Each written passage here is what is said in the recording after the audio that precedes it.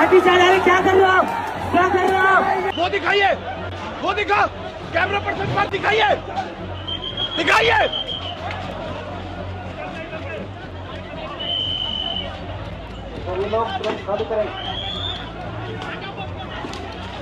வணக்கம். டெல்லி போராட்டம் முடிந்து விட்டதா? ஜந்தர் மந்தரில் இருக்கக்கூடிய அந்த போராட்டக்காரர்கள், மாணவர்கள் அவர்களை விரட்டி அடித்து விட்டார்களா? அப்போ டெல்லி போலீஸ் வெற்றி பெற்று விட்டதா? இந்த நாட்டு அரசாங்கம் சாதித்து விட்டதா?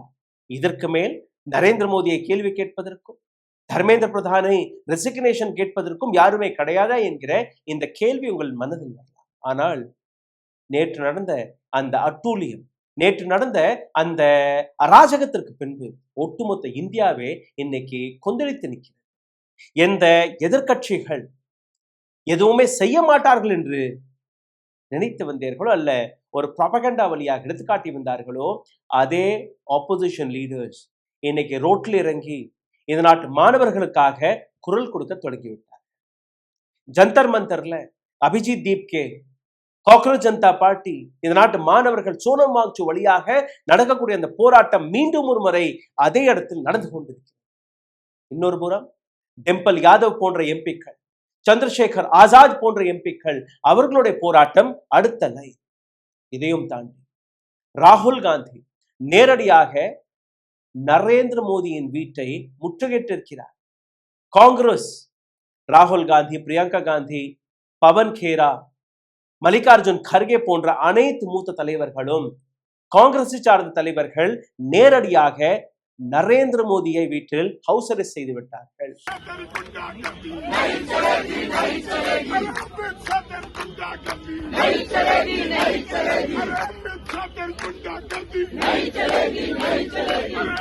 அனைத்தையும் பற்றி மிகவும் டீடைல்டான இந்த வீடியோவை நீங்க கடைசி வரை பார்க்க வேண்டும். இந்தியாவிற்கு மீண்டும் ஒரு முறை சுதந்திரத்தை தேடிக் கொடுக்கக்கூடிய அந்த வேளையில் நீங்களும் கலந்து கொள்ளுங்கள்.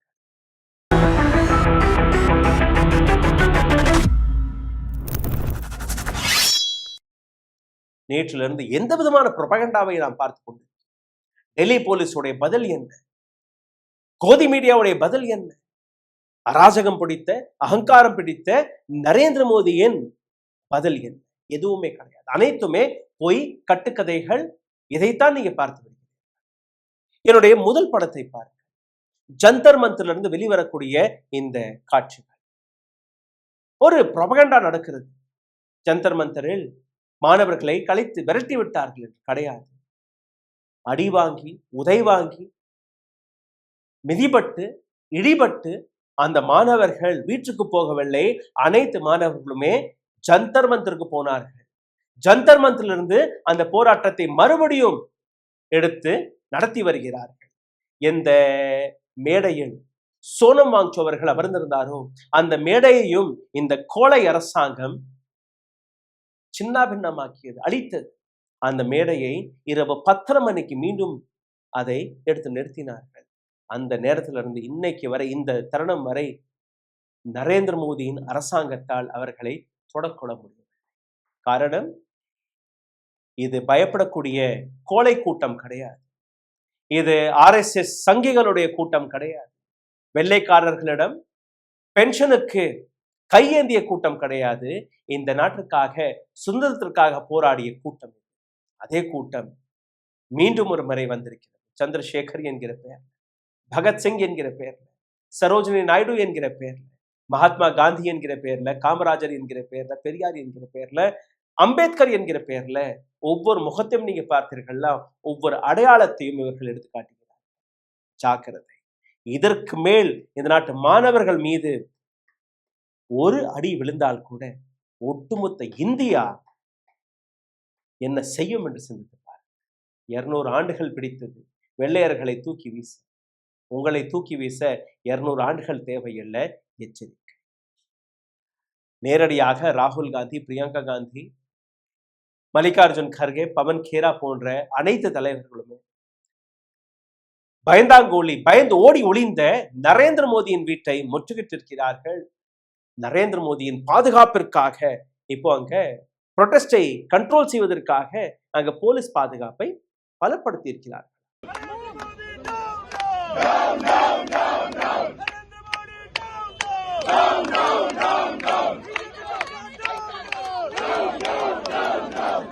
கங்கனா ரனாவத்தோடைய ஒரு வீடியோ பார்த்தேன். ஐயோ, எங்களை அடிக்க வந்தாங்க இந்த போராட்டக்காரர்கள். ஏதோ நாங்க பார்லிமெண்ட்டுக்குள்ள இருந்ததுனால நாங்க தப்பிச்சிட்டோம், இல்லைன்னா நரேந்திர மோடியை கொன்றிருப்பார்கள். யாரு? இந்த நாட்டிற்கு 2014ஆம் ஆண்டு தான் சுதந்திரம் கிடைத்தது என்கிற ஒரு விஷயத்தை நம்பக்கூடிய ஒரு பெண்மணி, ஒரு நடிகை, ஒரு எம்பி, பிஜேபியின் எம்பி, அந்த பொண்ணுடைய வார்த்தை. नहीं, हमारे लिए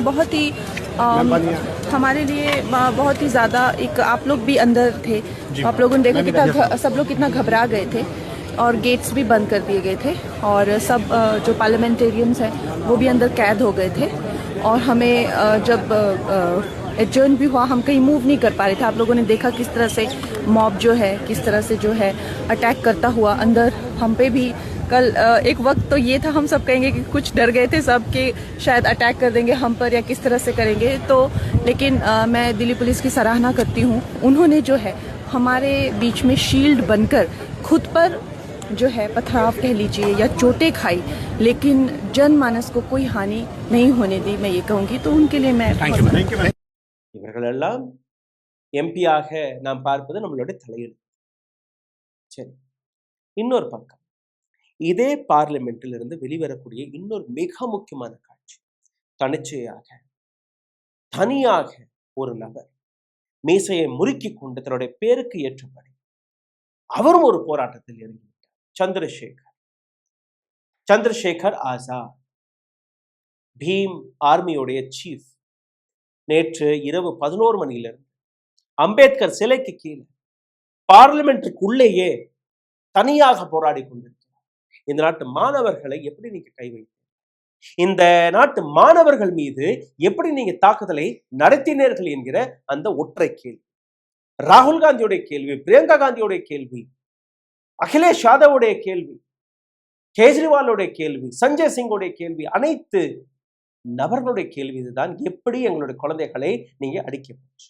எப்படி இந்த நாட்டு குழந்தைகளுடைய மண்டையை உடைத்தீர்கள்? அதுவும் குண்டர்களை. தீவிரவாதிகள் நீங்களா இந்த மாணவர்களா என்று நீங்கள் தான் இதற்கு மேல் முடிவு. இது இரண்டாவது. இன்னொரு காட்சியை நீங்க பார்க்கணும். சந்திரசேகரை பார்த்துட்டீர்கள், ராகுல் காந்தியோட போராட்டத்தை பார்த்துட்டீர்கள், இந்த புறம் அபிஜித் தீப்தியோடைய போராட்டத்தையும் பார்த்துட்டீர்கள். இப்போ இந்த பெண்மணியை பாருங்கள், அகிலேஷ் யாதவுடைய மனைவி டிம்பல் யாதவ். இவரை நான் ஒரு முறை சந்தித்திருக்கிறேன். ரொம்பவே அமைதியாக பேசுவார். என்ன பேசுறாருன்னே தெரியாது, ஆனால் மைக்கை மட்டும் கொடுத்து பாருங்க, கிளி கிளி கிளின்னு தொங்க போட்டுருவார். அந்த அளவுல ஒரு படிச்ச ஒரு திறமையான அரசியல்வாதி.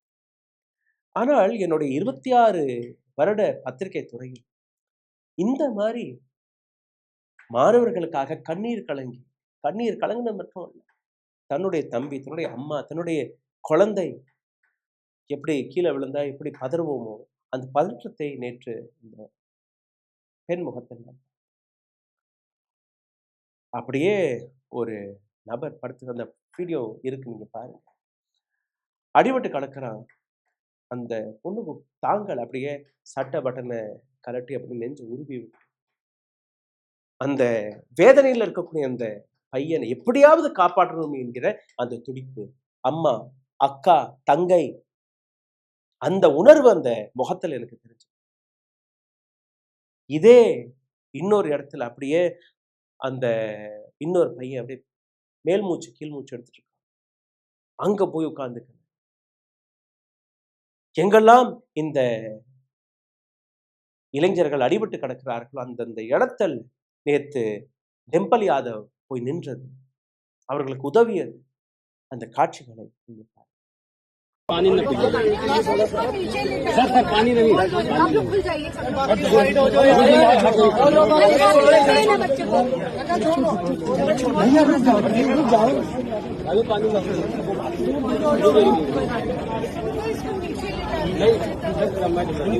मैम एम्बुलेंस वगैरह कुछ अरेंज हो सकते तो प्लीज देखिए. हमें they are not giving us any assistance. People are here half in a dilapidated situation.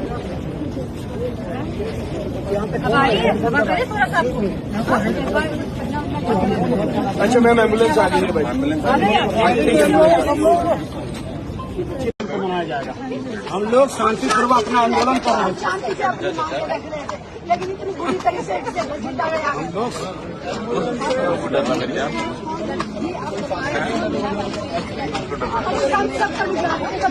बच्चे के पास हथियार नहीं है, बच्चों के पास कुछ नहीं है। सीधा हम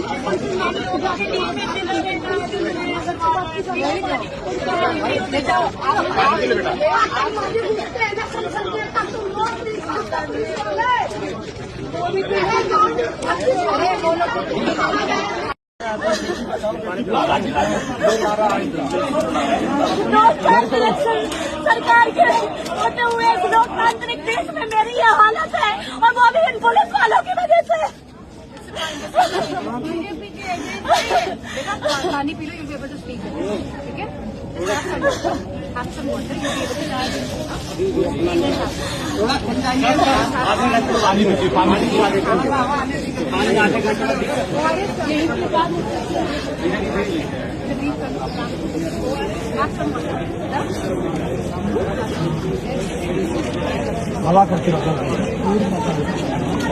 இந்த அளவுல ஒரு பெண்மணி துடிதுடித்துக் கொண்டிருக்கிறார் மாணவர்களுக்காக. இன்னொரு நபரையும் பாருங்கள். இந்த நபருடைய பேர் தர்மேந்திர பிரதான். இந்த நாட்டு எஜுகேஷன் மினிஸ்டர் சின்ஸ் 2021, 5 வருஷம். 2011ஆம் ஆண்டிலிருந்தே இந்த நபர் யூனியன் மினிஸ்டர்ல இருக்கக்கூடிய நபர். இப்போ ஒரு ப்ரொபகண்டா, கோதி மீடியா நடத்தக்கூடிய அந்த ப்ரொபகண்டா, வல்லவர் நல்லவர், அந்த வீடியோ நான் உங்களுக்கு எடுத்து காட்டுகிறேன். அஞ்சனா ஓம் மோடி நேற்றிலிருந்து தர்மேந்திர பிரதானை நல்லவர் வல்லவர் என்று எடுத்துக்காட்டுவதில் தன்னுடைய வேர்வையை சிந்தக்கூடிய ஒரு திறமையான பத்திரிகையாளர். இதனால்தான் இவர்களை கோதி மீடியா என்று கூறுகிறார். அஞ்சனா ஓம் கஷ்யப் எந்த இடத்தில் இந்த நாட்டு மாணவர்களுக்காக எப்படி மாணவர்களை நீங்க அடிச்சீர்கள், எப்படி இந்த அராஜகம் இந்த நாட்டில் நடந்தது என்கிற அந்த கேள்வியை கேட்கவில்லை. தர்மேந்திர பிரதான் அவர்கள் போன்று ஆகுமா? 11 ஆண்டுகளாக என்னெல்லாம் அவர் சாதனை படைத்தார் என்று உங்களுக்கு தெரியுமா? அந்த பட்டியலை வெட்கமே இல்லாமல் இந்த பெண்மணி பேசியதை நீங்களே கேளுங்கள். धर्मेंद्र प्रधान वही नेता जो साल 2014 से एनडीए की केंद्र सरकार का हिस्सा है। साल 2014 से 2021 के बीच वो पेट्रोलियम और प्राकृतिक गैस मंत्री रहे। 2021 से वो लगातार भारत के शिक्षा मंत्री हैं। यानी वो मौजूदा सरकार के उन चुनिंदा नेताओं में शामिल हैं जिन पर लगातार जिनको मौका मिला सरकार में प्रतिनिधित्व रहा। और इसके पीछे एक कारण यह भी है कि जब 2016 में प्रधानमंत्री उज्ज्वला योजना लागू हुआ तब इसका श्रेय धर्मेंद्र प्रधान को दिया गया, क्योंकि उस वक्त पेट्रोलियम प्राकृतिक गैस मंत्री धर्मेंद्र प्रधान थे। धर्मेंद्र प्रधान एक राजनीतिक परिवार से आते हैं। उनके पिता देवेंद्र प्रधान भी अटल बिहारी वाजपेयी की सरकार में केंद्रीय मंत्री रहे। परिवार की राजनीतिक पृष्ठभूमि होने के कारण धर्मेंद्र प्रधान पहले 1983 में बीजेपी की छात्र इकाई से जुड़े, बाद में ओडिशा बीजेपी के लिए संगठन स्तर पर वो काम करने लगे। बाद में बीजेपी में उनका कद इसलिए भी बढ़ता गया क्योंकि उन्होंने पार्टी को कई चुनाव जिताए, जैसे 2025 में बिहार, 24 में हरियाणा, 22 में उत्तर प्रदेश, 17 में उत्तराखंड, 16 में असम और 14 में झारखंड विधानसभा और बिहार के लोकसभा का चुनाव बीजेपी ने जीता। तब पार्टी ने चुनाव प्रभारी धर्मेंद्र प्रधान को ही नियुक्त किया था और इस वजह से उनका कद पार्टी में बढ़ता गया। 21 में धर्मेंद्र प्रधान पहली बार केंद्रीय शिक्षा मंत्री बने और जब खराब स्वास्थ्य के कारण रमेश पोखरियाल निशंक को इस पद से हटाया गया था तब उन्होंने ये पद संभाला। இன்னொரு பக்கம் சஞ்சய் சிங், ஆம் ஆத்மி கட்சியின் சஞ்சய் சிங் அண்ட் ரேணுகா சௌத்ரி, ஸ்ரூபனகா போன்ற உங்களோட சிரிப்பு இருக்கிறது என்று கூறினார் இல்லையா நம் நாட்டு மகாராஜா பிரதான் மந்திரி நரேந்திர மோடி அவர்கள். அதே பெண்மணி எப்படி என்னுடைய குழந்தை அடிக்க போச்சு என்கிற அந்த கோபத்தை பார்லிமெண்ட் வாசல் நின்று கொண்டு அந்த பேசிய அந்த கோபத்தை நீங்க பார்க்க चलाते बच्चों पर कायर कौन कहीं के ये सरकार यूजलेस फेलोज।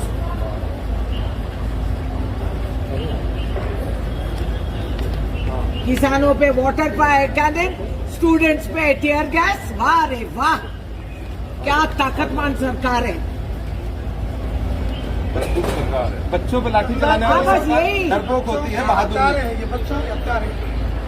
21 बच्चे मार लिए मैं उसके बाद जानी हूँ gas this I won't tolerate yes कि बच्चों पे टीयर गैस चलाए। 21 बच्चे मार के इनका दिल नहीं भरा है। हाँ नहीं राक्षस कहीं के। இதே போன்றுதான் சஞ்சய் சிங் பார்லிமெண்ட்டுக்குள்ள இருந்து கொண்டே அவர் கோஷம் விட்டது.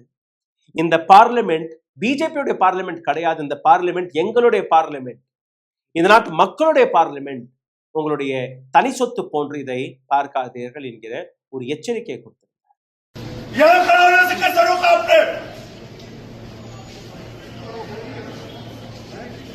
ये भारतीय जनता पार्टी का साधन नहीं है, ये हम सबका साधन है। यहाँ गुंडागर्दी के खिलाफ नारा लगाएंगे, यहाँ को रोक दिया आपने।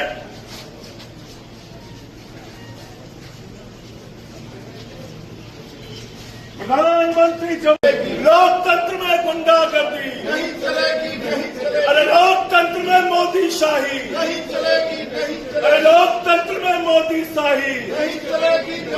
पुलिस की बर्बरता का जवाब दो,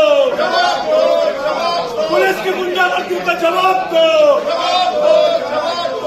இது வெறும் 4 இன்சிடென்ட் மட்டுமல்ல. இதே போன்று நாக்பூரில் RSSின் ஹெட் குவார்ட்டர்ஸில் ஒரு போராட்டம் வெடித்துவிட்டது. பெங்களூரில் ஒரு போராட்டம், ஹைதராபாத்தில் ஒரு போராட்டம், மகாராஷ்டிராவில் ஒரு போராட்டம். நேற்று நடந்த இந்த அட்டூழியத்திற்கு பின்பு, இந்த அராஜகத்திற்கு பின்பு நாடு முழுவதும் நரேந்திர மோடிக்கு எதிராக, பிஜேபிக்கு எதிராக ஒரு மிகப்பெரிய கோபம் வெடிக்க தொடங்கியது. இதற்கு மேல் உங்களுடைய வாகனங்களில் பிஜேபி கொடியை ஒரு 10-15 நாட்கள் இல்லை ஒரு மாசத்துக்கு நீங்க ஒளிச்சு வச்சுக்கோங்க. அப்படி நீங்க அந்த பிஜேபி கொடியை வச்சு டெல்லி ரோடுகளில் போகிற மாதிரி இருந்தீர்கள்னா கொஞ்சம் எச்சரிக்கையாக இருக்கு. இந்த நாட்டு மாணவர்களை கை வைத்திருக்கிறீர்கள், இந்த நாட்டு பெண்கள் மீது கை வைத்திருக்கிறீர்கள், இந்த நாட்டு குழந்தைகள் மீது கை வைத்திருக்கிறீர்கள், இந்த நாட்டு ஆத்மா மீது கை வைத்திருக்கிறீர்கள். வெள்ளையர்கள் 200 ஆண்டுகள் வரை இந்த நாட்டை ஆண்டார்கள், அடக்கி வைத்திருந்தார். ஆனால் இது புதிய இந்தியா, ஜென்சியின் இந்தியா. இவர்களை உங்களால் அடக்கி வைத்திருக்க முடியாது. 12 ஆண்டுகளில் இப்போதான் மக்களுடைய கண்களுக்கு உங்களுடைய டிக்டேட்டர்ஷிப் தெரிந்திருக்கிறது, உங்களுடைய சர்வாதிகாரம் தெரிந்திருக்கிறது. இதற்கு மேல் மக்கள் மீண்டும் ஒரு முறை அடிமையாக வாழ தயாராக மாட்டார். அதனால்தான் நரேந்திர மோடி பயந்து ஒளிந்திருக்கிறார். இப்போ நரேந்திர மோடியோட வீடு மட்டும்தான், அடுத்து தர்மேந்திர பிரதான், அமித்ஷா, ராஜ்நாத் சிங், நிர்மலா சீதாராமன், இந்த நாட்டுக்கு கூடிய ஒவ்வொரு பிஜேபி நபருடைய வீட்டுக்கு வெளியில இதே போன்ற போராட்டங்கள் அமைதியான முறையில் வெடிக்க போகிறது. கேள்வி கேட்க போறார்கள். அந்த கேள்விக்கு பதில் கொடுக்க பிஜேபியில் இருக்கக்கூடிய ஒவ்வொரு நபரும் தயாராகிவிட்டார்கள். இது இந்தியர்களுக்கான போராட்டம், இது சுதந்திரத்திற்கான போராட்டம், இது சங்கிகளுக்கு எதிராக வெடித்த அந்த போராட்டம், அடக்குமுறைக்கு எதிராக வெளிவந்த போராட்டம். சிந்தித்து பாருங்கள். நன்றி, வணக்கம். ஊடகம் கார்ப்பரேட் அரசியல்வாதிகளின் கைப்பாவையாக அடிமைகளாக இருந்தது போதும், இனி சாட்டை எடுத்து சுழற்றும் நேரம் வந்துவிட்டது. ஊடகம் பொதுமக்களாகிய உங்களுக்காக, உங்களாலேயே இயக்கப்பட வேண்டும். ஊடக சுதந்திரத்திற்காக உங்களின் பங்களிப்பை இன்றே அளித்திடுங்கள். ஓ, அப்ப அந்த மிஸ்டர் அண்ட் மிஸ்ஸஸ் பெர்ஃபெக்ட் உண்மையிலேயே வர்த். நரம்பு தளர்ச்சியிலிருந்து விடுபட்டு உடம்பு ஒரு புது வீரியம் பெற மா நேச்சுரல்ஸோட மிஸ்டர் பெர்ஃபெக்ட்டை யூஸ் பண்ணுங்க.